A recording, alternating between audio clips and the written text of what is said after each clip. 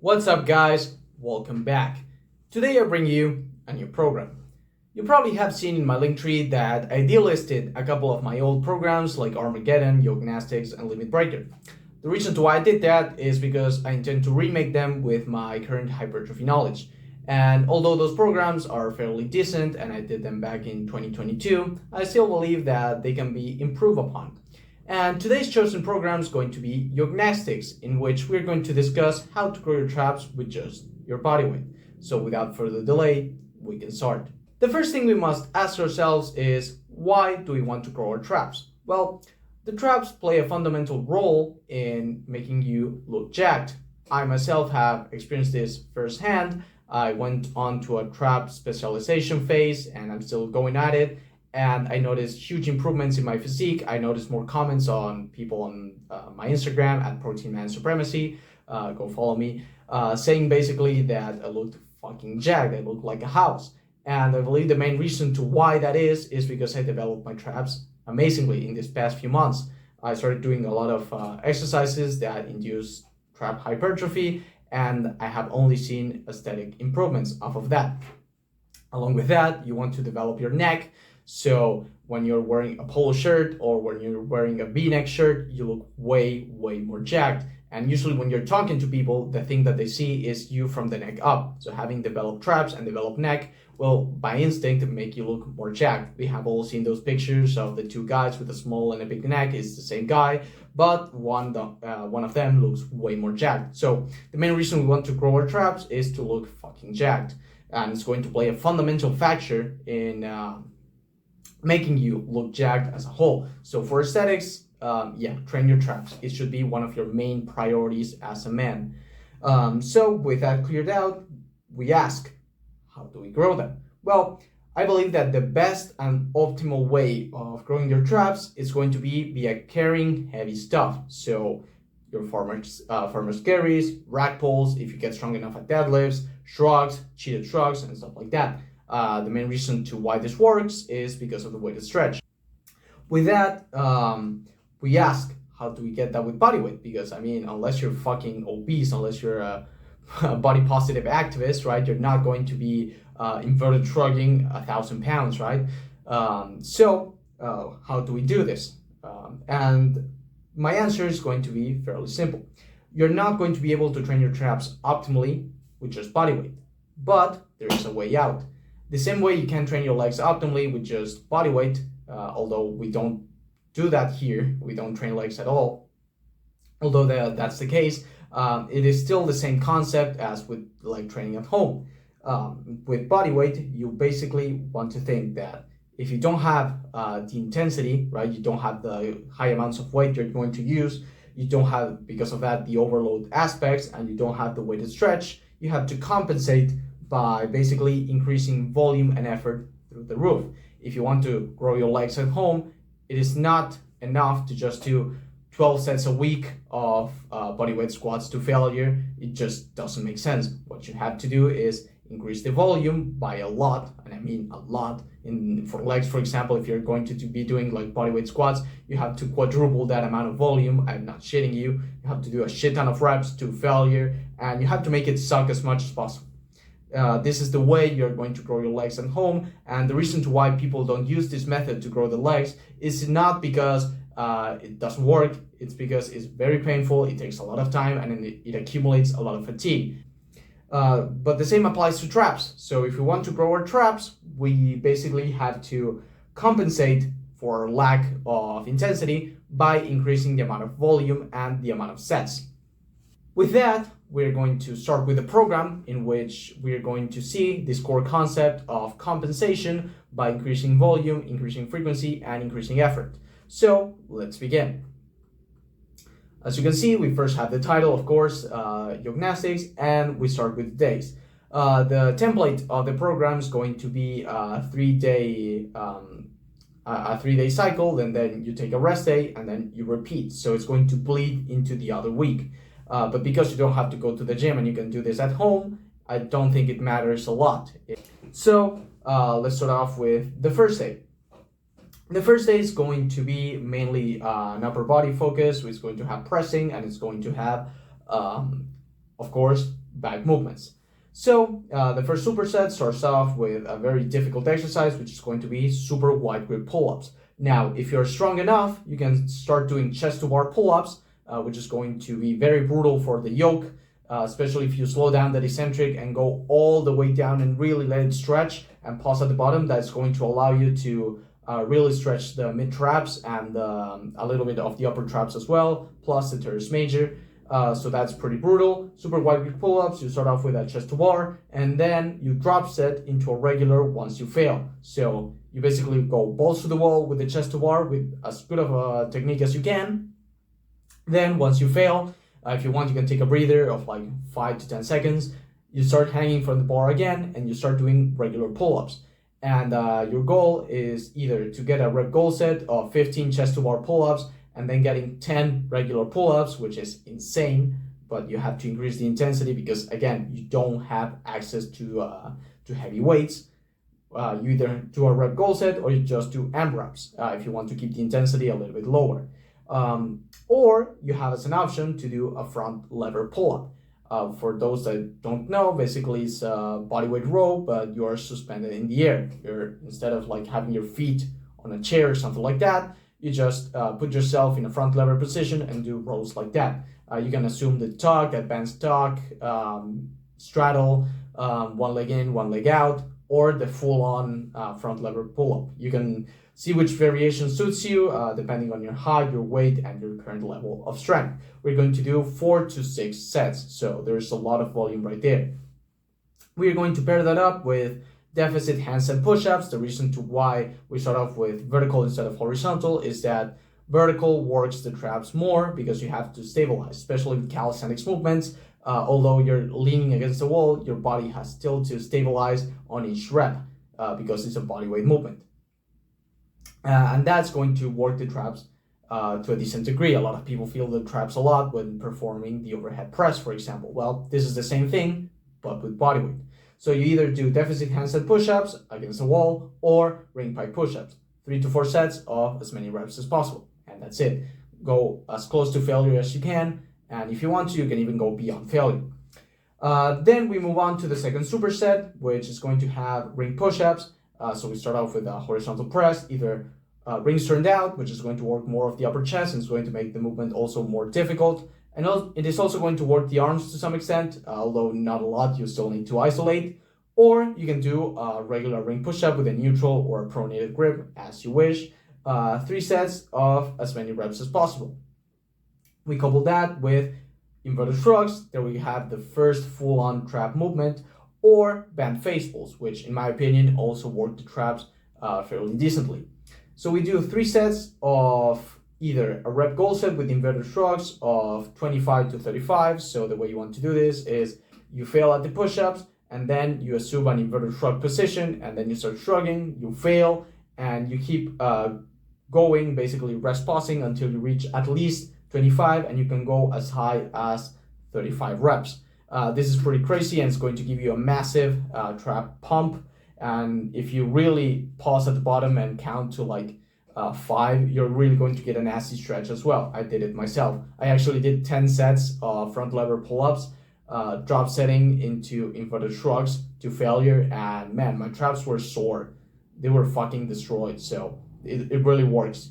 I put in band face pulls as an option if you don't have 2 pairs of rings as I do, or you don't have a setup that allows you to do inverted shrugs, so you just grab a band and start doing band face pulls. It's also going to work the traps to some extent, not as much, but it is also going to work your rear delt, so that's a benefit. So you choose whatever one you like. If you're going to do band face pulls, you have there an 8 to 15. You basically, once you fail, you start doing either or partials, or you do a mechanical drop set with bands, which is basically instead of leaning so much back, you take a couple steps forward and decrease the band tension and keep going. So that's how you do it. Then the third superset is going to finish off with some arm and shoulder isolation, or if you chose the inverted shrugs in the first in the superset number 2, you choose the Y raises, and if you chose the band face pulls, you choose the band shrugs. Basically, that's how you want to do it for the last movement. But yeah, you have your ring extensions or your band pushdowns if your elbows can't take it. 3 to 4 sets of 10 to 15, your ring curls or pelican curls, 3 to 4 sets of 8 to 15, and your Y raises. Y raises actually work the traps a lot. You get a pretty decent stretch, and I would highly recommend you to try it. It's a goated movement for the delts, but it's also going to work the traps tremendously. So as you can see, the first day works the chest, the shoulders to a very decent degree, also a little bit of arms, but it also demolishes the upper back and it works the lats as well. So this is a fairly complete day for your upper body. And then the next session, we're going to move on to a more lower focus version. So day number 2 is going to be basically a full body workout, but it doesn't have pressing movements, so whatever. You basically start off with a wide grip inverted row, 4 to 6 sets. Yeah, it's a lot of volume, but as I said, you need to compensate for that lack of stretch. 4 to 6 sets of either a rep goal set of 15 to 25. As I explained, you rest pause until you reach that number. And when I mean wide grip rows, I don't mean like this. It has to be like very, very open, as wide as you can grab, basically. Like if you were hugging like a fat chick, like that. So 4 to 6 sets of rep goal sets, 15 to 25. This is brutal. Anyone that has tried very wide inverted rows, you know that the leverages are not the same and that they are very difficult. Or what you can do is an AMRAP with a drop set. So you basically do as many reps as possible, and then once you fail, you lower your feet to the ground, and because you want to do this with your feet elevated, then you put your feet on the ground and start spamming extra reps. You can do whatever of these two you like. I think that both are valid. We superset that with Band-Aid Good Mornings, 4 to 6 sets. We need to work the erectors, and we need to work a little bit of the hamstrings and the glutes, just for knee health, and also the erectors are going to play a role into your back aesthetics as well. Because we can't do unsupported rows here, we just do Band-Aid Good Mornings, 4 to 6 sets of 10 to 15. Then we couple that with band neck curls, 4 sets of 15 to 25, and band neck extensions, 15 to 25. So the way you want to do this is you grab a band, you put it on the rack, right, at whatever height you want to, and then you put a towel, right, on the band, and you either put it in front of you and you hold the sides so it doesn't like slip out or something like that. You just grab the sides and then you do your neck curls like this, or you put them behind you for the extensions and you try to pull a little bit downwards so the tension goes to the neck musculature, and then you pull back, right? So you want to go like this. You can even do it with your hands like this. I look like a fucking idiot doing this, but it makes sense once you try it. It really, it also gets sore your traps as well, at least this area right here. So yeah, give it a shot. If you have a neck harness, even better. You just put the bands and go to town. So that's the first superset. It's a pretty long set, but it's with very low taxing movements, so it makes sense.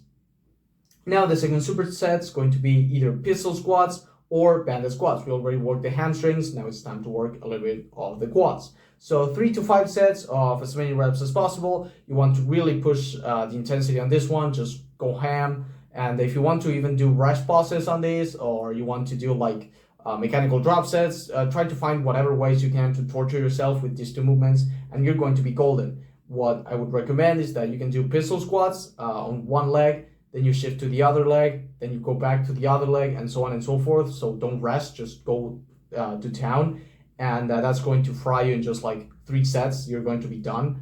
You couple that up with leg raises and with, again, inverted shrugs or banded shrugs. As you can see, the frequency is also increased and the volume is also high. And again, you want to do a rep goal set of 25 to 35, or you do basically a shrug with the band, and then you do either a mechanical drop set by, let's just say you stand on the band with your 2 feet, you just stand with 1 foot and keep going, or you grab a band with less resistance and keep going. So yeah, that's the second superset. As you can see, we work the quads, the abs, and the shrugs, so pretty well.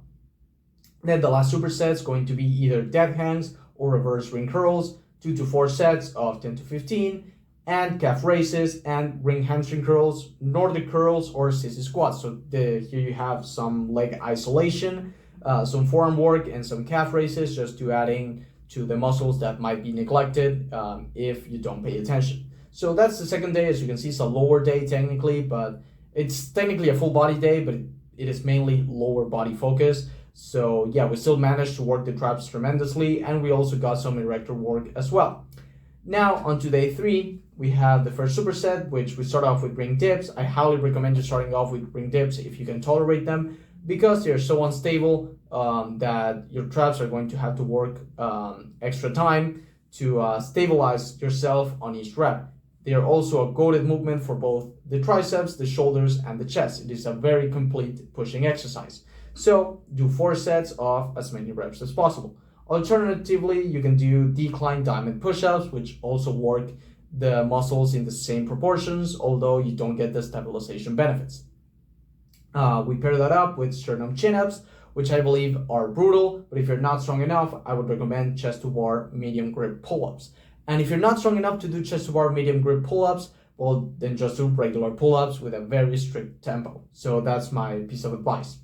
And then we couple that up again with inverted shrugs. Now you might be saying, aren't the traps going to be targeted by the chin-ups, and then we're going to do some shrugs, which is going to have some overlap? Doesn't really matter because again, we have to find ways to make the exercise as hard as possible. So pre-fatiguing is actually a good thing in this case. So again, you either do inverted shrugs or your banded shrugs.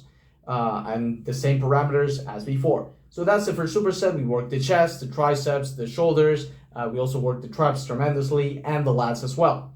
Then the second superset is going to be for warming up and also accumulating more volume, band pushdowns, or basically a bodyweight JM press that we call the Gainsborough press because he basically invented it. So it's 2 to 3 sets of 10 to 15. By the way, go check out Leon Gainsborough on Instagram. He's a Chad, so yeah.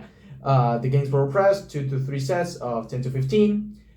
Ring curls or band curls, 2 to 3 sets of 8 to 15. You can alternatively do Bayesian curls as well. So you just put it on the rack, you face away from the rack, and you do basically an incline curl with the band attached to the rack, of course. And then Y raises or ring faithfuls. So we keep hammering the delts, but also the traps as well. And then we have the third superset, which is going to be the weighted stretch movements. So we basically have a heavy pump stretch type of setup here, and we have ring extensions or band pushdowns, 3 to 4 sets of 10 to 15. Again, because you don't have a lot of exercises to choose from, if your elbows don't feel fine when doing the ring extensions because they can be very taxing, just do the band pushdowns. But if your elbows can take it, then go ahead and just spam ring extensions into oblivion. So that's the first exercise. The second is going to be either ring curls or pelican curls, 3 to 4 sets of 8 to 15. And then we have Y raises or banded shrugs, 3 sets of 10 to 15. So as you can see, this day works mainly the limbs, right? So the shoulders, the whole shoulder, and the biceps and the triceps. And we also add some extra trap volume. So as you can see, we squeeze in on every chance we have an exercise for the traps without being too invasive for the program, because if you wanted, you could also do like prisoner style workouts of shrugs. I don't know how that would work, and if you're crazy enough to try it, then go ahead and tell me how it goes. But because shrugs are a very awkward movement to program for high volume, and because we don't have access to heavy stuff, it is just better if we find ways to include it in every single day for high volume, high reps, and high effort. So that's the program for today. Hope you guys enjoyed. I hope that you try this program and tell me how it goes. As always, thanks for watching.